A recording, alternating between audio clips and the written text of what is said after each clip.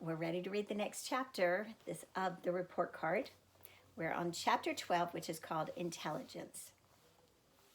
On Wednesday morning at the end of homeroom, Miss Noyes called me up to her desk. Nora, Miss Byrne wants you to bring all your overdue books back to the library before noon. I said, but nothing's overdue. Miss Noyes said, well, you'll have to tell that to Miss Byrne.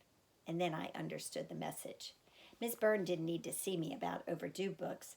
There was some other reason, and for the first time, it struck me how good it was to have someone else know the real me. And also how strange and new it felt to have someone else know that I wasn't normal. Then I thought of a good tongue twister. No more normal Nora. 5 times fast. No more normal Nora. It's kind of tricky. All that ran through my mind in less than a second, so I nodded to Miss Noyes and said, okay, I'll go to the library right now. And I started to leave. Then Miss Noyes said, oh, and another thing, Nora, I saw Dr. Trindler in the teacher's room this morning. He wants you to come to his office again this afternoon during 5th period. I was halfway out the door by then, so I just nodded and said, 5th period, okay. When I got to the library, Miss Byrne was busy checking out books for a 3rd grade class, but she caught my eye and motioned me over to the front desk. Here, Nora, and she handed me a stack of student name cards. Would you sort these alphabetically, please? I said, sure. There was another chair, but it was easier to sort the cards standing up. About 3 minutes later, all the 3rd graders were gone, but Miss Byrne was still busy. Without taking her eyes off the computer screen, she said, that test, the one you took with Dr. Trindler, what was that like? It was kind of fun. It was an IQ test. First time I've had a test like that. Miss Byrne kept tapping on the keyboard.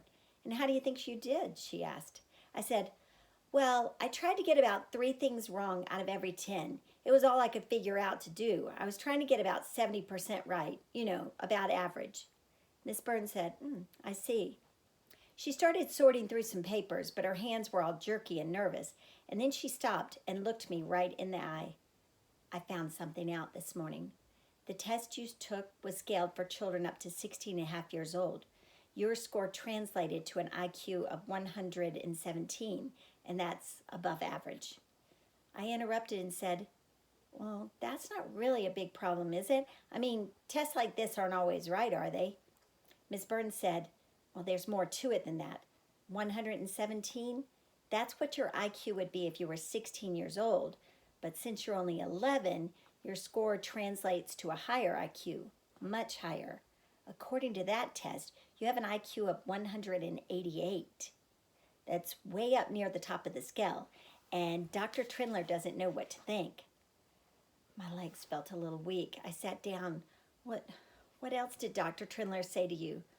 Miss Byrne shook her head. He didn't tell me anything at all. He hasn't talked about this to anyone but his assistant, Miss Drummond. The only reason I know is because Miss Drummond's car is in the shop. We live near each other, so I drove her to school today, and she was bursting to tell someone about Dr. Trindler. He had said your IQ contradicts your whole academic record, so he thinks the test must be wrong. Miss Byrne stopped talking and pressed her lips together into a frown. She said, I know I shouldn't be telling you this, Nora, but I couldn't help it. I won't tell anyone you told me. She smiled. I know that, Nora. That's not what I'm worried about. You're getting yourself into a tricky situation here.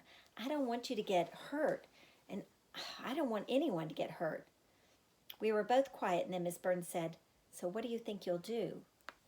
I shrugged and tried to smile a little.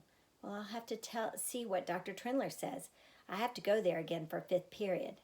Miss Byrne said, he could be planning another test for today. I stood up and said, well, I won't know until I get there, and right now I guess I'd better get to art class. May I have a pass? Of course you may, she said, and then she gave me a big smile, a real one, and said, I don't think I would have ever been brave enough to do something like this when I was a girl, Nora. Even now, I think I'm more worried than you are. I smiled back. Don't be worried. Tests and grades don't matter that much, remember? Miss Byrne laughed and said, that's right.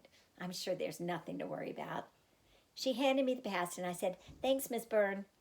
And I didn't mean just for the pass, and she knew that. And she said, you're so welcome, Nora.